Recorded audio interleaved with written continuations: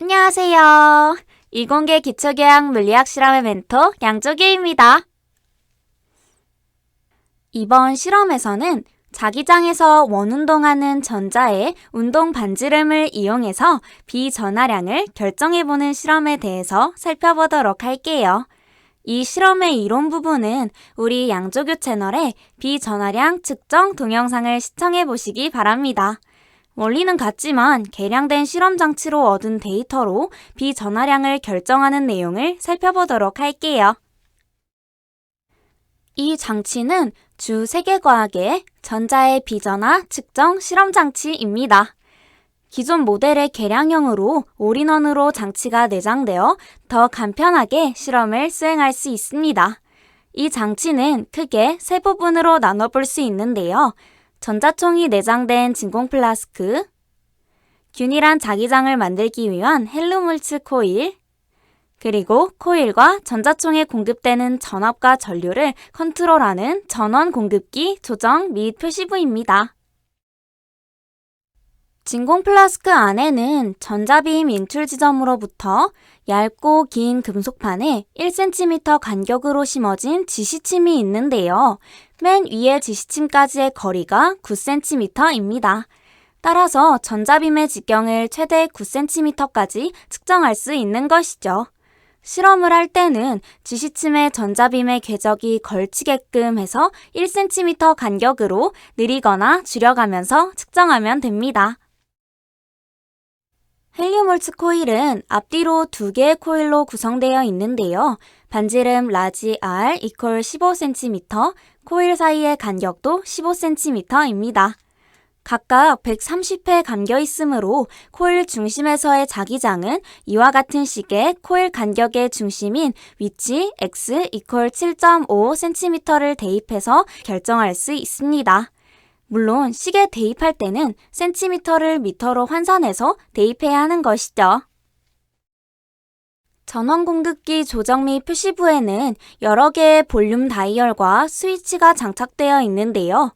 1번은 전체 전원을 컨트롤하는 전원 스위치, 2번은 헬륨홀츠 코일의 전류 방향을 시계 방향 또는 반시계 방향으로 결정하는 스위치입니다. 3번은 헬륨홀츠 코일에 흐르는 전류를 컨트롤하는 볼륨입니다. 4번은 코일에 흐르는 전류를 읽는 전류계입니다. 5번은 전자총에 인가되는 가속전압을 컨트롤하는 볼륨입니다.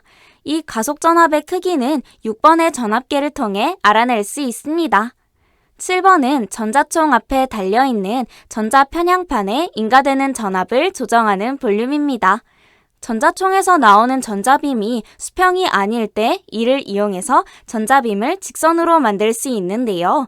1번의 스위치를 이용해서 전자편향판에 걸리는 전기장의 방향을 바꿔서 위 또는 아래쪽으로 휜 전자빔을 보정할 수 있습니다.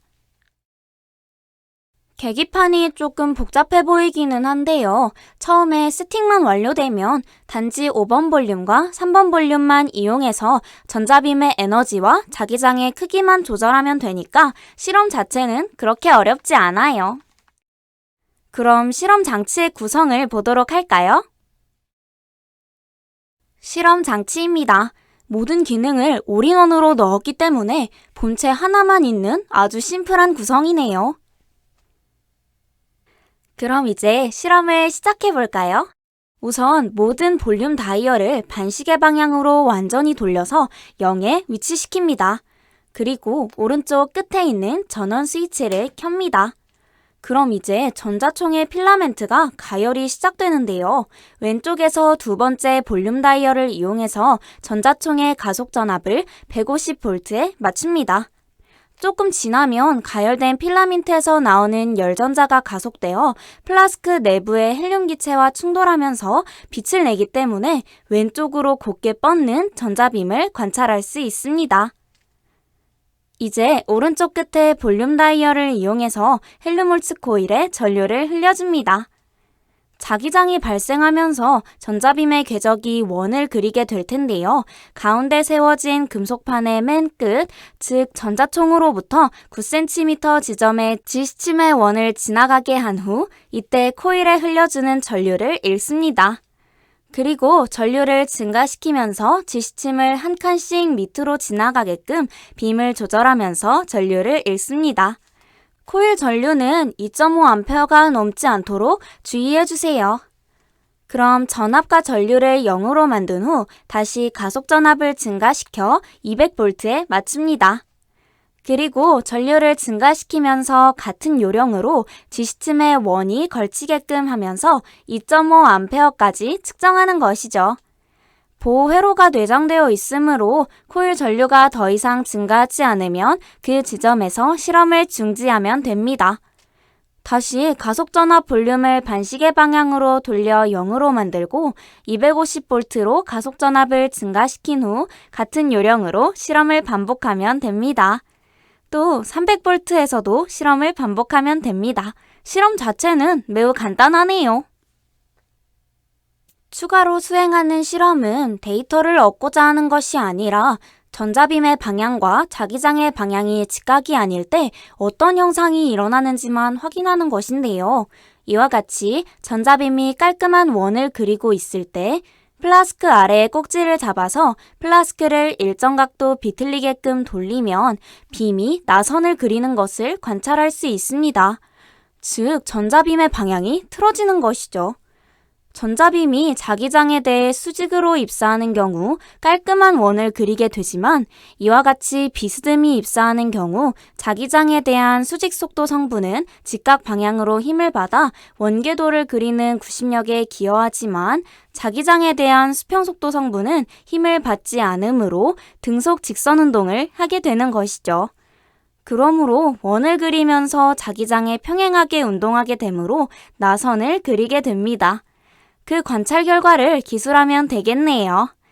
그리고 코일에 흐르는 전류를 0으로 만들어 빔이 직선으로 인출되고 있는 상황에서 디플렉팅 볼티지의 스위치를 파지티브나 네거티브 방향으로 바꾸고 전압을 조절하면 전자총에서 나오는 빔이 위 또는 아래로 휘게 됩니다.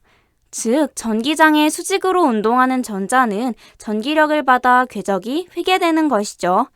이 경우의 관찰 결과를 디플렉팅 볼티지의 증감과 방향에 따라 기술하면 되는 것이죠. 실험이 쉽게 끝났으니 그럼 바로 분석에 들어가 볼까요? 우선 측정값을 정리해서 표로 만듭니다. 여러분이 얻은 데이터 개수만큼 줄과 칸을 만들어주면 되겠네요. 가속 전압도 50V 간격이 아니라 25V 간격으로 하면 더 많은 데이터를 얻을 수 있습니다. 대표 데이터를 하나 넣어봤는데요. 샘플 데이터이므로 여러분의 데이터와 일치한다는 보장은 없습니다. 계산이 조금 유효 숫자 수준에서 틀릴 수도 있어요. 그리고 지시침으로 읽은 값은 원의 지름이므로 모두 2로 나눠 반지름으로 만들어야 한다는 점 유의해주세요. 그리고 측정값을 얻는 것은 아니었지만 플라스크의 각도를 조절해서 전자빔과 자기장의 방향이 직각이 아니게끔 한 부분과 전자총에서 인출되는 전자빔에 직각으로 전기장을 형성시켜 빔을 휘게 한 부분을 기술할 수 있는 표를 만들어주면 되겠네요. 이 빈칸은 여러분이 충분히 채워볼 수 있을 거예요. 그럼 결과 분석 및 토의를 해볼까요? 우선 실험 목적을 간단하게 요약해서 넣어줍니다.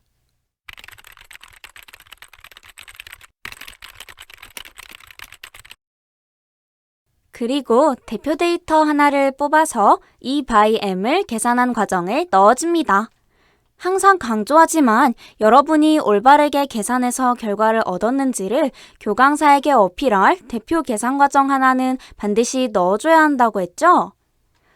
이제 결과 분석을 하면 될 텐데 사실 이 실험은 너무 간단하고 이론치와 실험치만 비교하는 것이므로 주로 오차가 왜 생겼을까를 고민하는 것이 중요하겠네요.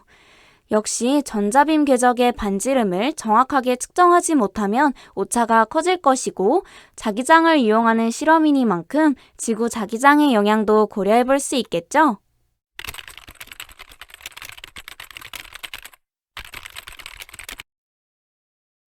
여기에서 우리나라의 평균적인 지구 자기장에 대한 것은 참고 문헌을 달아주면 좋겠죠? 편의상 1번으로 넣어 놓았습니다. 구글링한 사이트의 주소를 넣어두면 될 거예요. 좋아요. 그럼 마무리해볼까요?